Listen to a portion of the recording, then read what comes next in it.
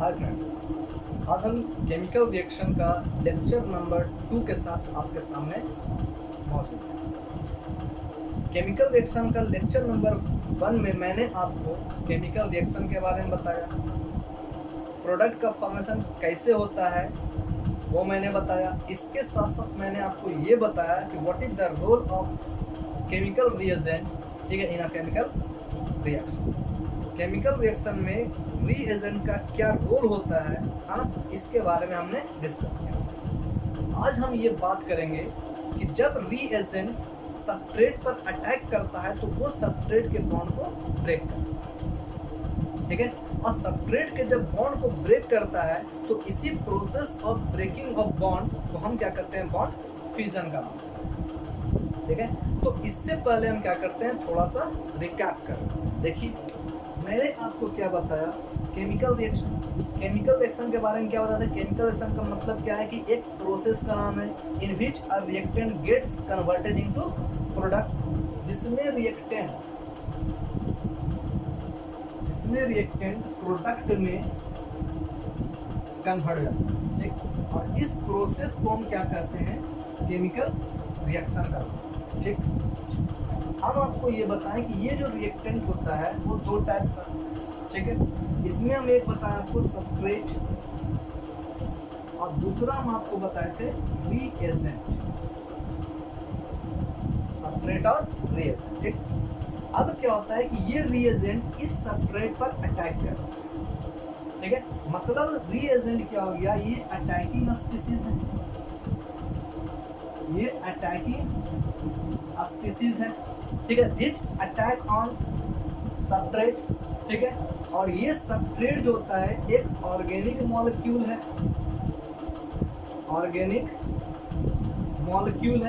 On which reagent attacks on it, जिस पर reagent attack करता है, ठीक। अब अटैक करने के बाद होता क्या है, हम आपको ये बताएं कि जब रीएजेंट सबस्ट्रेट पर अटैक करता है तो सबस्ट्रेट के बीच, हाँ, सबस्ट्रेट के बीच जो बॉन्ड बना होता है, सबस्ट्रेट के बीच जो बॉन्ड बना रहता है, ठीक है, हाँ, हम डिस्कस करेंगे बॉन्ड के बारे में। तो सबस्ट्रेट के बीच जो बॉन्ड बना रहता है, इस बॉन्ड को क्या करता है, रीएजेंट अटैक करके तोड़ने का काम करता है, ठीक है। रीएजेंट जब सबस्ट्रेट पर अटैक करता है तो अटैक करके करता क्या है, ये सबस्ट्रेट के बीच बने बॉन्ड को क्या करता है, ब्रेक करने का काम करता है। यानी यहाँ पर जो बॉन्ड बना हुआ है सबस्ट्रेट के बीच में, हाँ, उस सबस्ट्रेट के बॉन्ड को क्या करता है, ये ब्रेक करता है। यानी यहाँ पर क्या होता है, बॉन्ड ब्रेकिंग होता है, ठीक है। और इसी ब्रेकिंग ऑफ बॉन्ड को हम बॉन्ड फ्यूजन का नाम देते हैं। इसी ब्रेकिंग ऑफ बॉन्ड को हम क्या कहते हैं, बॉन्ड फ्यूजन का नाम देते हैं। The process of breaking the bond, that is called the bond fusion. इसे हम बॉन्ड फ्यूजन का नाम देते हैं, ठीक है। और जब ये बॉन्ड फ्यूजन के द्वारा बॉन्ड इसका ब्रेक होता है, तब जाकर क्या होता है, प्रोडक्ट का फॉर्मेशन होता है, ठीक है। तब जाके यहाँ से रिएक्टेंट से क्या होता है, प्रोडक्ट का फॉर्मेशन होता है। यानी बीच में ये क्या होता है, इतना ज़्यादा प्रोसेस होता है। इसी पूरे प्रोसेस को हम केमिकल प्रोसेस का नाम बताएंगे, ठीक है। अब ध्यान दी, इसमें हम एक चीज़ और आपको क्या बताएं, क्या तो कह रहे हैं यहाँ पर, जब प्रोडक्ट बनता है तो कह रहे हैं प्रोडक्ट बनने के पहले का स्टेज, ठीक है, प्रोडक्ट बनने के पहले का स्टेज और बॉन्ड को ब्रेक करने के बाद का स्टेज। जब सबस्ट्रेट पर रिएजेंट अटैक किया, बॉन्ड ब्रेक हुआ, तो बॉन्ड ब्रेक करने के बाद का स्टेज और प्रोडक्ट से, है ना, प्रोडक्ट बनने से पहले का स्टेज, इन दोनों के बीच के स्टेज को हम क्या करते हैं, ट्रांजिशन स्टेट करते हैं, ठीक है। ध्यान दीजिए, कह रहा है कि बिफोर फॉर्मिंग द प्रोडक्ट, ठीक है, और आफ्टर ब्रेकिंग द बॉन्ड, जो स्टेज बनता है उस स्टेज को हम क्या करते हैं, ट्रांजिशन स्टेज, ठीक है। और ये ट्रांजिशन स्टेट उस समय के लिए ही होता है, ठीक है, बहुत ही very low interval of time के लिए, very small interval of time के लिए इस स्टेट का फॉर्मेशन होता है, ठीक है। और इसके बाद जस्ट क्या होता है, प्रोडक्ट का फॉर्मेशन होता है। यानी इस तरह से बॉन्ड का, इस तरह से प्रोडक्ट का फॉर्मेशन होता है, ठीक है। तो प्रोडक्ट का फॉर्मेशन कैसे होता है, समझ में आ गया। अब इस प्रोडक्ट के फॉर्मेशन में यहाँ पर दो चीज मौजूद है। एक तो मेरा क्या हो रहा है, बॉन्ड ब्रेकिंग कर रहा है, तो the process of breaking of bond that is called the bond fusion. इसे हम बॉन्ड फ्यूजन का नाम देते हैं। ठीक है, तो चलिए आज हम बात करते हैं बॉन्ड फ्यूजन। ठीक है, ध्यान दीजिए।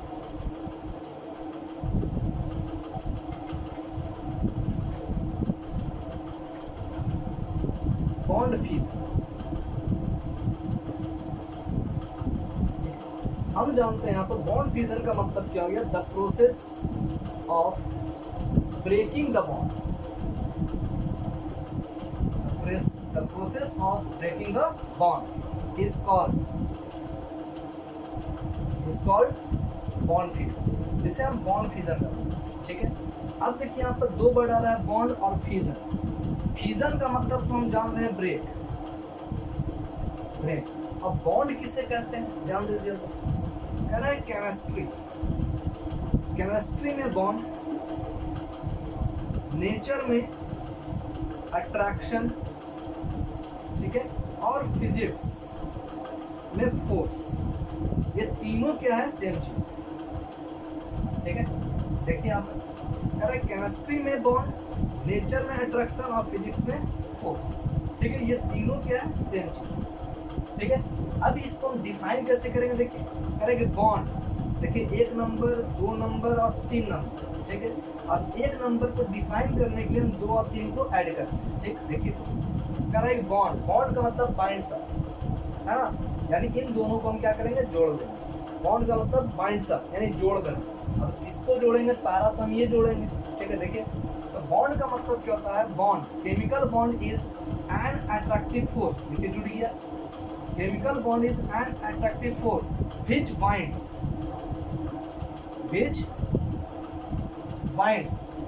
two or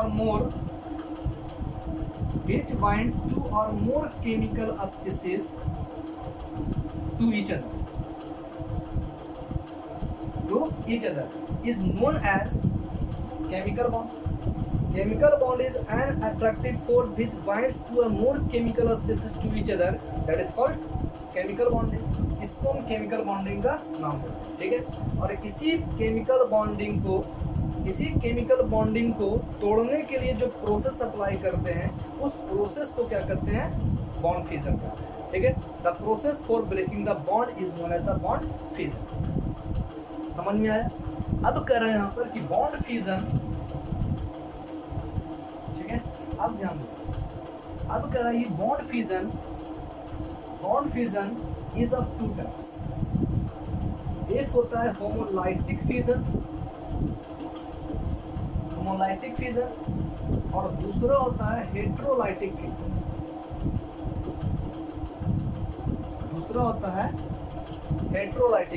ठीक, चलिए ये होमोलाइटिक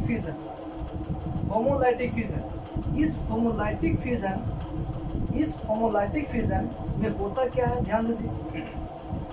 होमोलाइटिक फ्यूजन, होमो ये जो बना हुआ है, होमो से मिलकर बना हुआ है। होमो का मतलब सेम और लाइटिक का मतलब ब्रेक। ठीक है, उसी प्रकार heterolytic is also made up of the 2 words hetero and lytic. Hetero का मतलब होता है डिफरेंट और लाइटिक का मतलब ब्रेक करना। ठीक, तो अब देखिए यहाँ पर होमोलाइटिक फ्यूजन का मतलब क्या होता है, जब करा व्हेन बॉन्ड इज ब्रोकन होमोलाइटिकली,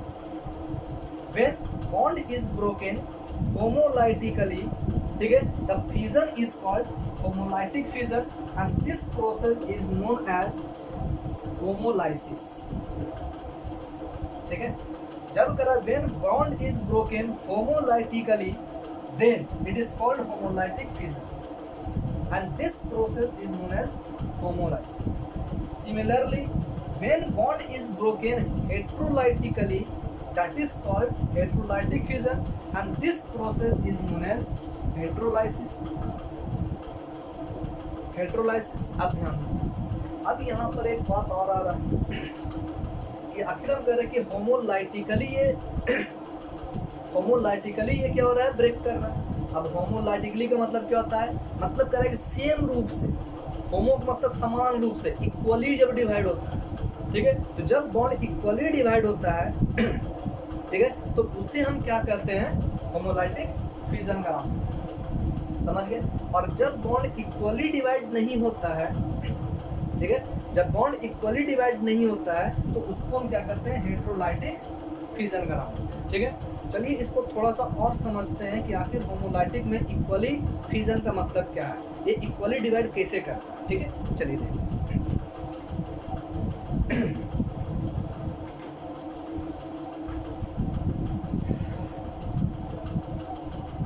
अब देखिए यहाँ पर होमोलाइसिस यानी होमोलाइटिक फिजन। इसमें देखिए हम क्या करते हैं, हम एक एग्जांपल लेते हैं, ठीक है। हम एक एग्जांपल लेते हैं, ठीक है। मान लेते हैं यहाँ पर देखिए, ठीक है, दिया हुआ है यहाँ पर कोई मॉलिक्यूल क्या है, Ca है, ठीक है, दैट मींस ये कार्बन है, और ये जो है कोई दूसरा एटम, ठीक है। ये जो यहाँ पर कोई दूसरा एटम है और C क्या है, कार्बन है, ठीक है। हम यहाँ पर कोई मॉलिक्यूल ले लेते हैं, ठीक है। अब जब कह रहा है कि इन दोनों के बीच निश्चित रूप से क्या होगा, एक बॉन्ड बना होगा, इन दोनों के बीच एक बॉन्ड बना होगा, ठीक है। अब सोचिए अगर यहाँ पर कार्बन का इलेक्ट्रोनेगेटिविटी ऑफ कार्बन और यहाँ पर इलेक्ट्रोनेगेटिविटी ऑफ एटम ए, ठीक। अब सोचिए अगर यहाँ पर इलेक्ट्रोनेगेटिविटी ऑफ कार्बन, इलेक्ट्रोनेगेटिविटी का मतलब क्या होता है, कारण electronegativity is a tendency to attract, electronegativity of an element is a tendency to attract a lone pair of bonding element, ठीक है। यानी कह रहा है कि इलेक्ट्रोनेगेटिविटी ऑफ एन एलिमेंट, यहाँ एलिमेंट क्या है, कार्बन, तो कह रहा है यहाँ पर electronegativity of an element is a tendency to attract a lone pair of bonding electron, ठीक है। यानी इलेक्ट्रॉन को अपनी ओर खींचने की टेंडेंसी है, उसको क्या करते हैं, इलेक्ट्रोनेगेटिविटी कहते हैं, ठीक है। अब सोचिए अगर मान लेते हैं कि इसके पास, ए एटम के पास इलेक्ट्रॉन को खींचने की टेंडेंसी और कार्बन एटम के पास इलेक्ट्रॉन को खींचने की टेंडेंसी अगर इक्वल हो, यानी कहने का मतलब है electronegativity of carbon is equal to the electronegativity of atom A, अगर इक्वली होगा तो क्या ये ब्रेक करेगा, नहीं करेगा। दोनों तरफ से सेम फोर्स अप्लाई होगा, ठीक है, सेम अट्रैक्शन फोर्स दोनों को अपनी ओर खींच रहा है, ये अपनी ओर खींच रहा है, ये अपनी ओर खींच रहा है, दोनों सेम फोर्स। जब दोनों सेम फोर्स से अप्लाई हो रहा है तो निश्चित रूप से यहाँ जो बॉन्ड ब्रेक करेगा वो क्या होगा, इक्वली ब्रेक करेगा, ठीक है। अब इक्वली ब्रेक करने का मतलब क्या है कि ये जो बॉन्ड है ब्रेक करने के बाद क्या बना देगा, इस तरह से, यानी इसका इलेक्ट्रॉन इसके पास रह गया, इसका इलेक्ट्रॉन इसके पास रह गया, ठीक है। यानी ये जो Ca बॉन्ड है ये ब्रेक करके क्या बना देगा, इस तरह से एक इलेक्ट्रॉन और एक एक इलेक्ट्रॉन क्या हो जाएगा, अलग अलग हो जाएगा, ठीक है। यानी ये देखिए क्या हो रही है, होमोलाइटिकली ब्रेक कर, ठीक है। और इसी होमोलाइटिकली ब्रेकिंग द बॉन्ड को हम होमोलाइसिस कराएंगे, ठीक है। यानी होमोलाइसिस फिजन कब होगा, जब इलेक्ट्रोनेगेटिविटी डिफरेंस, इन दोनों का डिफरेंस निकालेंगे तो क्या आएगा, 0 आएगा। यानी electronegativity difference, electronegativity of C और minus electronegativity of A is equal to क्या हो जाएगा, 0 हो जाएगा, तो फिर दोनों क्या इक्वल हो जाएगा, दोनों इक्वल है ना। तो जब कर रहे हैं यहाँ पर होमोलाइसिस यानी होमोलाइटिक फिजन जो है वहाँ पर होगा जहाँ पर electronegativity difference between the atoms will be 0, ठीक है, then it will show homolytic fission, ठीक है, and the process is known as homolysis. अब कह रहा है कि in case of heterolytic fission, अब हेटेरोलाइटिक फिजन है केस में, चलिए हम इसी के केस में लेते हैं Ca, ठीक है। अब देखिए अब यहाँ ले रहे हैं हम यहाँ पर मॉलिक्यूल Cl ले लेते हैं, उसी प्रकार ये दोनों जो है आपस में क्या बॉन्डेड है।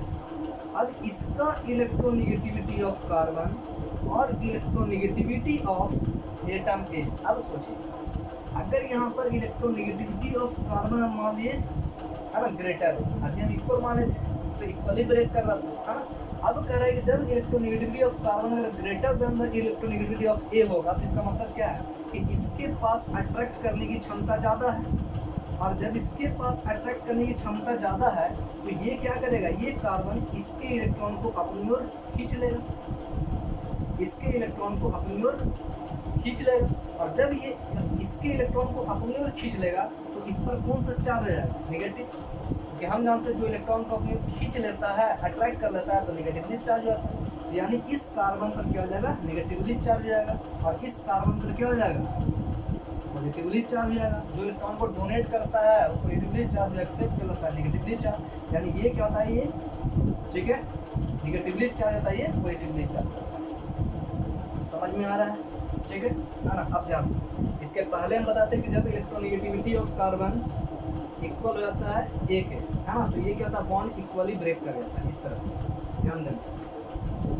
अब अगर कह रहे हैं यहाँ पर सेकंड केस में क्या आ गया, जब electronegativity of carbon greater than the electronegativity of atom ए, तब क्या होगा, ये कार्बन जो है इसके इलेक्ट्रॉन को अपनी ओर खींच लेगा, क्योंकि इसके पास अट्रैक्टिंग कैपेसिटी ज़्यादा है ना, इसके पास फोर्स ज़्यादा है खींचने, ठीक है। इसलिए क्या करेगा, इसके इलेक्ट्रॉन को अपनी ओर खींच लेगा, and then it can form a negative charge on it, ठीक है, और it can form a positive charge. समझ में आया। चलिए अब देखिए यहाँ पर सेकंड, ठीक है, केस थर्ड। अब उसी प्रकार अगर इलेक्ट्रोनेगेटिविटी ऑफ कार्बन अगर less than the electronegativity of atom ए हो जाए, तब क्या होगा, तब अब इसकी इलेक्ट्रोनेगेटिविटी ज़्यादा है, मतलब ए क्या करेगा, कार्बन के इलेक्ट्रॉन को अपनी ओर खींच लेगा, ठीक है। यानी ये जो क्या करेगा, एटम ए जो होगा इसके इलेक्ट्रॉन को अपनी ओर खींच लेगा। अभी कार्बन अपनी ओर खींच रहा था, अब क्या करेगा, एटम ए जो है कार्बन के इलेक्ट्रॉन को अपनी ओर खींच लेगा। तो जब कार्बन के इलेक्ट्रॉन को अपनी ओर खींच लेगा तो अब क्या हो जाएगा, ये पॉजिटिव हो जाएगा और ये क्या हो जाएगा, निगेटिव हो जाएगा। समझ में आया। यानी इसका मतलब है कि हेटेरोलाइटिक फ्यूजन कब होगा, जब electronegativity difference between the atoms, जब इलेक्ट्रोनेगेटिविटी डिफरेंस, ठीक है, इलेक्ट्रोनेगेटिविटी डिफरेंस यहाँ डेल्टा दे दिया ना, तो electronegativity difference between the atoms not equal to 0, तब जाकर क्या होगा, हेटेरोलाइटिक फ्यूजन का प्रोसेस होगा, ठीक है। तो अब करा हेटेरोलाइटिक फ्यूजन कब होगा, जब electronegativity difference not equal to 0। Homolytic fusion कब होगा, जब इलेक्ट्रोनेगेटिविटी डिफरेंस इक्वल टू 0, ठीक है। हाँ अब ध्यान दीजिए, अब कह रहा है, ये तो समझ में आ गया कि पॉजिटिव चार्ज कैसे बनता है, नेगेटिव चार्ज कैसे बनता है। इसका मतलब है, बनने का मतलब है कि निश्चित रूप से उस मॉलिक्यूल के बीच का जो एटम होगा उसके बीच का इलेक्ट्रोनेगेटिविटी डिफरेंस जो होगा वो क्या होगा, अलग अलग होगा, यानी डिफरेंस नॉट इक्वल टू 0, ठीक है। और जब डिफरेंस 0 होगा तभी जाकर क्या होगा, पॉजिटिव और नेगेटिव चार्ज का फॉर्मेशन, ठीक है। अब ध्यान दो, अब कह रहा है यहाँ पर तो कोई चार्ज नहीं बना, यहाँ पर ये जो बॉन्ड इक्वली डिवाइड हुआ, ठीक है। तो जब बॉन्ड इक्वली डिवाइड होता है, इलेक्ट्रॉन एक एक करके अलग अलग हो जाता है, तो इसको हम क्या नाम देते हैं, इसको कहते हैं फ्री रेडिकल का नाम देते हैं, ठीक है। और जब कह रहा है यहाँ पर, जब इलेक्ट्रोनेगेटिविटी ऑफ कार्बन दूसरे एटम से ज़्यादा हो जाता है, electronegativity of carbon greater than the electronegativity of other atom, ठीक है, then it can form a negative charge on it. तो जब कार्बन पर नेगेटिव चार्ज का फॉर्मेशन होता है, तो उस कार्बन पर नेगेटिव चार्ज को हम क्या करते हैं, कार्बन आयन कहते हैं, ठीक है। यानी इससे क्या होता है, कार्बन आयन का फॉर्मेशन होता है, जब कार्बन का है ना इलेक्ट्रोनेगेटिविटी ज़्यादा होता है, ठीक है। अगर कार्बन का इलेक्ट्रोनेगेटिविटी अगर दूसरे एटम के नेगेटिविटी से कम हो, कार्बन का इलेक्ट्रोनेगेटिविटी अगर दूसरे एटम के इलेक्ट्रोनेगेटिविटी से कम होता है, तब कार्बन पर क्या होता है, पॉजिटिव चार्ज का फॉर्मेशन होता है। और इसी कार्बन, अब कह रहा है कि अब इसी कार्बन पर जब पॉजिटिव चार्ज आ जाता है, तो पॉजिटिव चार्ज वाले कार्बन को हम है ना क्या कहते हैं, कार्बोकेटायन का नाम देते हैं, कार्बोकेटायन का नाम, ठीक है। इसको कार्बन आयन का नाम देते हैं, इसे कार्बोकेटायन का नाम देते हैं। आया समझ में। तो अब आपको ये समझ में आया होगा कि किस तरह से फ्री रेडिकल का फॉर्मेशन होता है, किस तरह से कार्बन आयन का फॉर्मेशन होता है, और किस तरह से कार्बोकेटायन का फॉर्मेशन, ठीक है यहाँ तक, है ना। तो आई होप आपको ये समझ में आया होगा कि होमोलाइसिस से क्या होता है, होमोलाइटिक से क्या होता है, पॉजिटिव चार्ज का फॉर्मेशन कैसे होता है, नेगेटिव चार्ज का फॉर्मेशन कैसे होता है। आई होप आपको ये वीडियो अच्छा लगा होगा, ठीक है। अगर अच्छा लगा होगा तो please like, share and subscribe to, ठीक है। Thank you, be safe from the Covid.